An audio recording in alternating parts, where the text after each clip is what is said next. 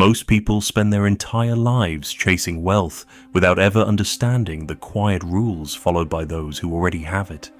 Old money never rushes, never gambles, and never announces its moves. It simply accumulates. Today, I'm going to show you why. Growing up, you were probably taught that wealth comes from grinding harder than everyone else. Early mornings, late nights, and perhaps, if you're lucky, a comfortable retirement at 65. But old money learned something different centuries ago.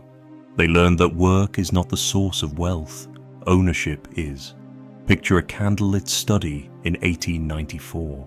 A young heir complains to his father about the unfairness of life. "Why must I learn finance," he asks, "when others simply work for money?" The father lifts his eyes from a leather-bound ledger and answers, "Because those who work for money will chase it forever. Those who understand money are chased by it." That single shift from labor to ownership is the foundation upon which old money is built. Old money never relies on a salary. They rely on structures designed to build wealth without constant attention. The first is preservation. They guard capital like a family heirloom. Cash flow is important, yes, but never at the cost of ruin. Risk is calculated, measured, and always understood. The second is accumulation. Each generation quietly buys more of the world, land, businesses, equities, not with excitement but with inevitability. They know that markets may stumble, crash, or tremble, yet ownership endures. The third is recursion. Every dollar produced must produce another. Dividends buy more shares, rents buy more land, premiums buy more ownership, momentum becomes compounding, and compounding becomes inevitability. Old money does not seek thrills, it seeks continuity. You may not know it, but old money works tirelessly, just not in the way most imagine. Their work happens in whispers, balancing ledgers, adjusting allocations, maintaining a system that functions in good times and bad. Consider a story from the early 20th century. A quiet aristocrat in London was asked why he never appeared stressed about money. He replied, "Because I don't work for my money. My money works for me, and it never takes a holiday." He wasn't bragging, he was stating a design principle.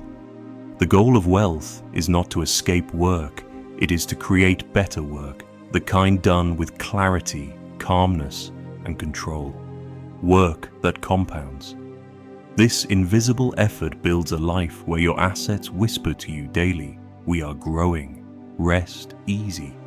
Today's world encourages a very different philosophy. Hustle harder, buy faster, upgrade constantly. But this is a trap, a modern illusion, and old money sees straight through it. The truth is brutally simple. If your lifestyle rises with your income, you will never escape the treadmill. Old money does the opposite. When income rises, lifestyle stays the same. This gap, the silent gap between earning and spending, becomes the engine of freedom. There is a famous example of a wealthy family in France who lived in the same townhouse for 150 years. Not because they couldn't upgrade, but because they understood that the moment you build your identity around consumption, your wealth becomes fragile. Old money builds identity around discipline. Everything else is optional. You don't need a family fortune. You don't need connections. You don't need extraordinary intelligence. You need a system, one that compounds quietly, predictably, and relentlessly. Old money builds wealth the way one builds a stone cathedral, one block at a time, placed with patience, aligned with purpose, repeated without fail. Your first million doesn't come from luck. It comes from consistency, from waking up each day knowing that your system is working even when you don't touch it. Because wealth doesn't grow from intensity.